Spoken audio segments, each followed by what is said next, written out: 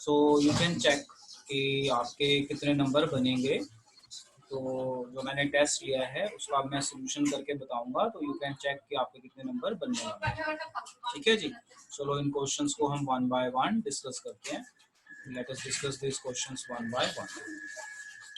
देखो जो सबसे पहला क्वेश्चन है हमारा, that question is calculate number of atoms in each of the following: 52 moles of argon, ठीक है, then 52 U of helium, then 52 gram of helium। तो जो हमारा ये क्वेश्चन वन है मोल कंसेप्ट से रिलेटेड, तो इसमें कहता है कैलकुलेट नंबर ऑफ एटम्स।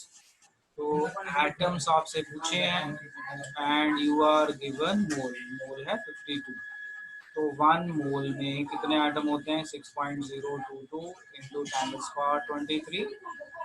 ठीक है, तो 52 में कितने होंगे? आप इस तरह से x करके क्रॉस मल्टीप्लाई करके आप इसे सॉल्व कर सकते हैं। तो वन मोल में कितने एटम है? 6.022 इंटू 10⁻23। 52 में कितने आएंगे? तो ये मल्टीप्लाई कर लेना। तो x is equal to 52 into 6.022 into 10⁻23 solve कर। अब इसका थर्ड पार्ट पहले करवाता हूँ, क्वेश्चन वन का थर्ड पार्ट। क्वेश्चन वन के थर्ड पार्ट में भी आपने एटम्स निकालने हैं और आपको मास दिया हुआ है 52 ग्राम। तो आपकी जो इक्वेशन बनेगी, mass is equal to atom, mass में मोलर मास 4 ग्राम, एटम आपका 6.022 इंटू 10⁻23। तो 52 में कितने होंगे? 52 gram is equal to x, cross multiply. तो x is equal to 52 into 6.022 into 10⁻23 divided by 4। आप इसे सॉल्व कर लेना, देख लो आपने स्टेप्स।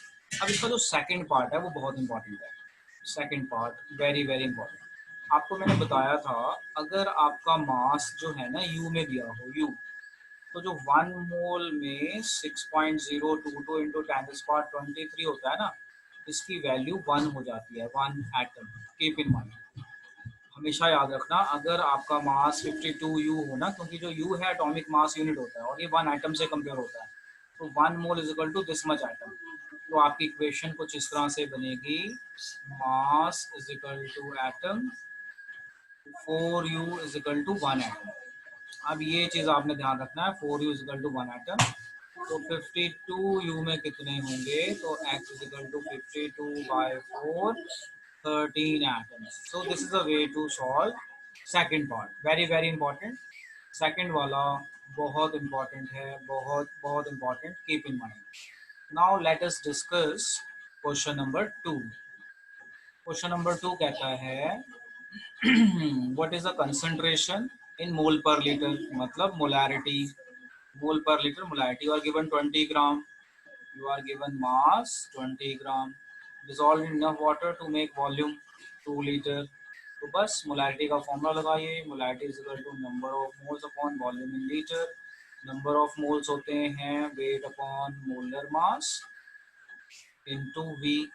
तो वेट हमें दिया हुआ है 20, शुगर का मोलर मास 342 और वॉल्यूम है 2 लीटर। इसे आप डिवाइड कर लेना, जो भी आपका आंसर आ जाए, मान लो x मोलर, जो भी आपका आंसर आ जाए इस x की वैल्यू सॉल्व कर लेना। अब आप सिर्फ स्टेप देख लो, क्या आप लोगों ने ऐसे ही किया था? तो यू कैन कंपेयर। चलो अब हम चलते हैं नेक्स्ट क्वेश्चन पे and let us try to understand the next question. बहुत ही इंटरेस्टिंग है हमारा next question, very very interesting and very important. So just try to understand question number 3. Question number 3 है calculate concentration in mole per liter, मतलब molarity in which has density 1.41 gram per ml and mass percentage is 63% of nitric acid। ठीक है जी। तो हमने यहाँ लिखा molarity का formula, number of moles upon volume in litres. अब जब हमने ये फॉर्मूला लिखा तो ना तो हमें नंबर ऑफ मोल्स है ना वॉल्यूम पता चल रही है। अब हमें तो परसेंटेज दी हुई है नाइट्रिक एसिड की और हमें दिया हुआ है डेंसिटी, तो हम डेंसिटी से वॉल्यूम निकाल लेंगे और परसेंटेज से नंबर ऑफ मोल्स का आइडिया लगाएंगे। तो सबसे पहले हम परसेंटेज का मतलब लिख लेते हैं कि परसेंटेज का मतलब क्या है। देखो 63% का मतलब होता है कि मास ऑफ सोल्यूशन 100 ग्राम और 63 ग्राम नाइट्रिक एसिड हो गया, 63 ग्राम HNO3। तो मुझे पता चल गया। अब मेरे नंबर ऑफ मोल्स आ जाएंगे, इसे मैं इक्वेशन 1 कर देता हूँ। नंबर ऑफ मोल्स का फॉर्मूला होता है वेट अपॉन मोलर मास। तो वेट है इसका 63, ये सोल्यूट का। मोलर मास भी इसका 63 होता है, तो 1 मोल आ गया, यानी मेरा नंबर ऑफ मोल्स आ गया 1। अब डेंसिटी से हम वॉल्यूम निकालेंगे। Density is equal to mass of solution upon volume of solution. So volume is equal to mass upon density. तो मास आएगा 100 क्योंकि सोल्यूशन का होता है, और डेंसिटी है 1.41 ग्राम पर ml। तो ये ml में आ गया, तो मेरे पास वॉल्यूम भी आ गया और ये भी आ गया। अब मैं इन सब को इक्वेशन 1 में डालूंगा, वॉल्यूम और इसकी वैल्यू 1 में डालूंगा। ये लीटर में होना चाहिए, ये ml में है। तो मैं फॉर्मूले को मॉडिफाई करूंगा, देखो इस तरह से, molarity is equal to number of moles upon volume into 1000। 1000 कर दिया तो लीटर हो गया। नंबर ऑफ मोल्स 1 है, वॉल्यूम है मेरे पास 100 बाय 1.41 इंटू 1000 हो गया। तो ये इक्वेशन बन जाएगी 1000 अपॉन 100 इंटू 1.41 12 14.1 मोलर मेरा आंसर आ जाएगा। Very very important. तो यू कैन चेक आपका सही है कि नहीं, क्योंकि पेपर चेक करके देना ना मुश्किल काम है। फिलहाल आप इसको इस तरह से क्रॉस चेक कर लो कि आपका सही है कि नहीं है। Now we are going to discuss its other part, its next type which is very very important. अब जो हमारी दूसरी टाइप है उसको समझिए, वेरी वेरी इंपॉर्टेंट। अब जो हमारा अगला question, the density of 3 molar solution, ये क्वेश्चन जो है ना बहुत इंपॉर्टेंट है। यहाँ पे बच्चे कंफ्यूज होते हैं generally. The density of 3 molar, यानी आपको मोलैरिटी दी हुई है फोर्थ क्वेश्चन में 4 मोलर, और डेंसिटी दी हुई है 1.25 ग्राम पर ml। Calculate molarity, small M पूछ लिया है, स्मॉल एम पूछा है। तो 4 मोलर का मतलब होता है 4 मोल्स इन 1 लीटर, ये मतलब है। पहले तो आप ये समझो कि जो मोलैरिटी दी होती है उसका मतलब क्या है, 4 मोल्स इन 1 लीटर। अब मोलैरिटी का फॉर्मूला लिखते हैं। मोलैरिटी का फॉर्मूला होता है number of moles upon weight of solvent. तो नंबर ऑफ मोल्स तो मुझे पता चल गया 4। वेट ऑफ सॉल्वेंट मैं कैसे निकालूंगा? वेट ऑफ सॉल्वेंट देखो मैं कैसे निकालूंगा, मैं लिखूंगा weight of solution is equal to weight of solvent plus weight of solute. Weight of solution निकाल लो, वेट ऑफ सोल्यूट निकाल लो, उसमें से माइनस कर लेना, WA आ जाएगा। अब देखो ये आपको दिया हुआ है 4 इंटू NaCl का मास, मास निकाल लो इसका। तो NaCl का मास होता है 58 पॉइंट अपना 5, तो इंटू 4 कर दिया मैंने, क्योंकि NaCl 4 मोल है, 4 मोल मतलब 4 बार है, तो ये आ जाएगा। वेट ऑफ सोल्यूशन कैसे आएगा? डेंसिटी से निकालो। Density is equal to mass of solution upon volume. तो mass of solution is weight of solution, तो weight of solution is equal to density into volume. तो डेंसिटी है हमारी 1.25, वॉल्यूम है 1 लीटर, तो 1 लीटर को ml में चेंज कर लो, तो ये हो गया 1250। इसकी वैल्यू आ गई हमारे पास 1250। अब ये से माइनस करके यहाँ पुट कर लो, सॉल्व कर लो, दैट्स इट। तो आपका फॉर्मूला बन गया number of moles 4, weight of solvent आ जाएगा आपका 1250 माइनस ये वाला, इसे माइनस कर लो 4 इंटू 58.5, ये माइनस कर लेना, डिवाइड बाय 1000, तो 1000 आपका ऊपर चल गया। बस आप इसे सॉल्व कर लेना, आपका आंसर आ जाएगा। So this is very important step. यहाँ पे बच्चे फंस जाते हैं, उलझ जाते हैं। एक बार दोबारा समझ लो इस क्वेश्चन को कैसे करना है, वेरी वेरी इंपॉर्टेंट। सबसे मुश्किल क्वेश्चन या तो 3 या 4, 4 सबसे मुश्किल लगता है। एक बार दोबारा देखो कैसे हमने लिखा क्वेश्चन 4, जो दिया है वो लिख लिया 3 मोलर, यानी मोलैरिटी आपकी है 3, मैंने 4 लिख दिया। आप इसे ठीक कर लेना, इट इज 3 मोलर। तो इसे मैं अगर ठीक करूं तो ये 3 मोलर है। आप इसे इसे आप 3 मोलर कर लीजिए। अब इसके बाद 3 मोलर कर लिया तो आपकी वैल्यू इस हिसाब से चेंज हो जाएगी सारी।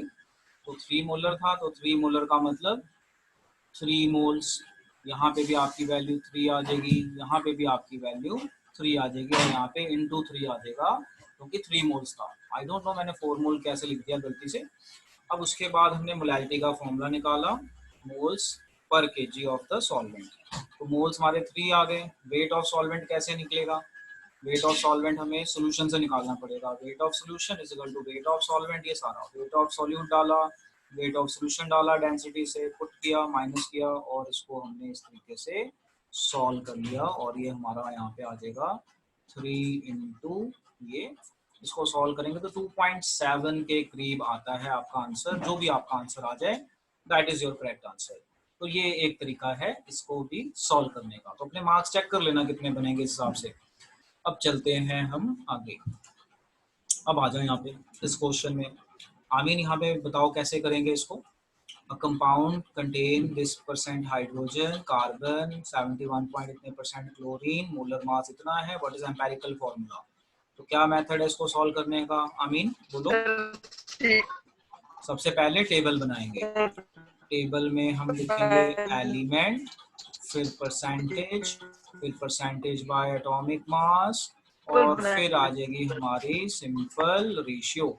अब देखो एलिमेंट कौन कौन से हैं, हाइड्रोजन, कार्बन एंड क्लोरीन। अब हाइड्रोजन देखो, हाइड्रोजन में कितना है, कितनी है हाइड्रोजन की वैल्यू 4.07, कार्बन की 24.27, क्लोरीन की 71.65। अब इनके उससे डिवाइड कर दो, 4.07 बाई 1, कार्बन 24.27 बाई 12, 71.65 बाई 35.5।